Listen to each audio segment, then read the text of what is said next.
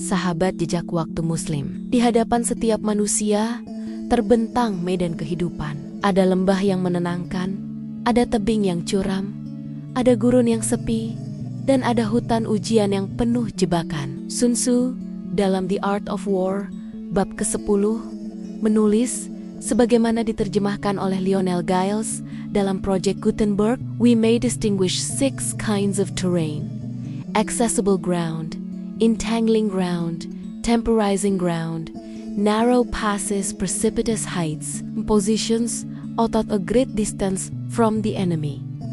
Ada 6 jenis medan yang harus dikenali seorang pemimpin sebelum bertindak. Sahabat jejak waktu Muslim, begitu pula dengan hidup kita. Ada masa di mana langkah terasa mudah, itulah medan yang terbuka. Ada masa di mana kita terjebak dalam masalah, itulah medan terjerat. Ada masa menunggu jawaban Allah Subhanahu wa Ta'ala, itulah medan penantian. Ada masa jalan terasa sempit dan menyesakkan, itulah jalan ujian. Dan ada masa di mana jarak terasa jauh dari harapan, itulah medan sabar yang sesungguhnya. Samuel B. Griffith dalam terjemahan Oxford University Press menulis, "The general who knows his terrain well can control his fate and that of his army."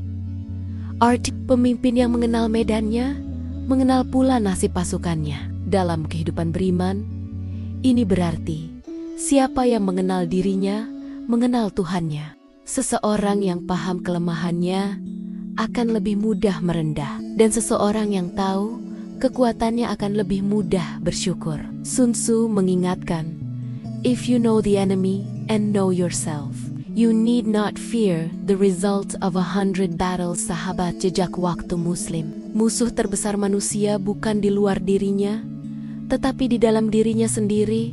Hawa nafsu, sombong, malas, dan putus asa. Medan paling sulit bukan di tanah musuh, tapi di dalam hati yang belum sepenuhnya pasrah kepada Allah Subhanahu wa Ta'ala. Dalam US Army War College Press, bab ini ditafsirkan sebagai pelajaran tentang situational positioning, kemampuan menempatkan diri secara tepat sesuai keadaan. Pemimpin yang bijak tidak hanya berani maju, tapi juga tahu kapan harus diam dan mengamati.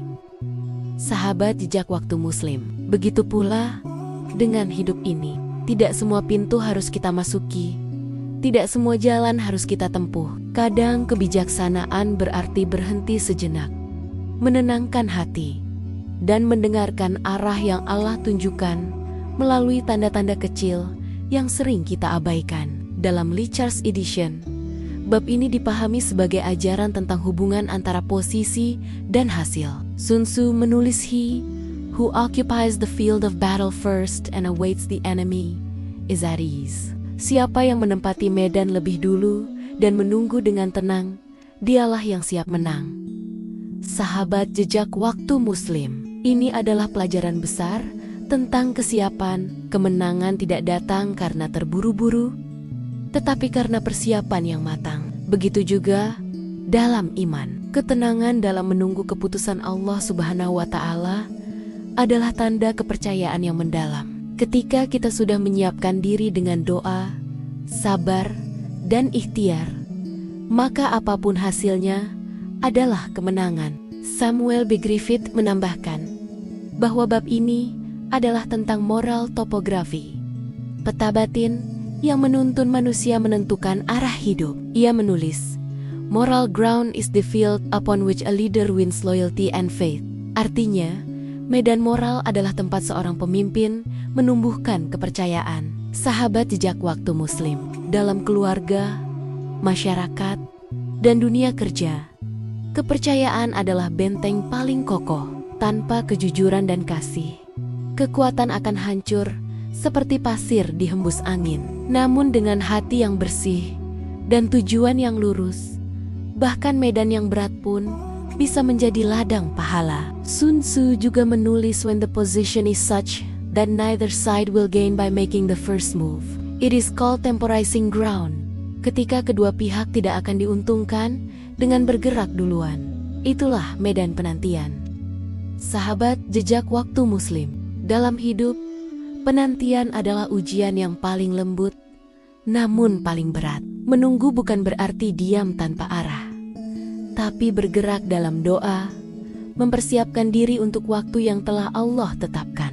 Karena dalam setiap penantian yang sabar, ada rahasia kasih yang sedang disiapkan oleh Allah Subhanahu wa Ta'ala. Dalam Super Sumari, bab ini dijelaskan sebagai strategi untuk menyesuaikan langkah dengan kondisi sekitar. Pemimpin yang memaksa kehendak di medan yang tidak sesuai akan binasa. Demikian pula manusia yang memaksakan keinginan tanpa ridha Allah akan tersesat dalam ambisinya sendiri. Sahabat jejak waktu Muslim, kehidupan bukan tentang memenangkan segalanya, tetapi tentang tahu kapan menyerahkan semuanya kepada Allah.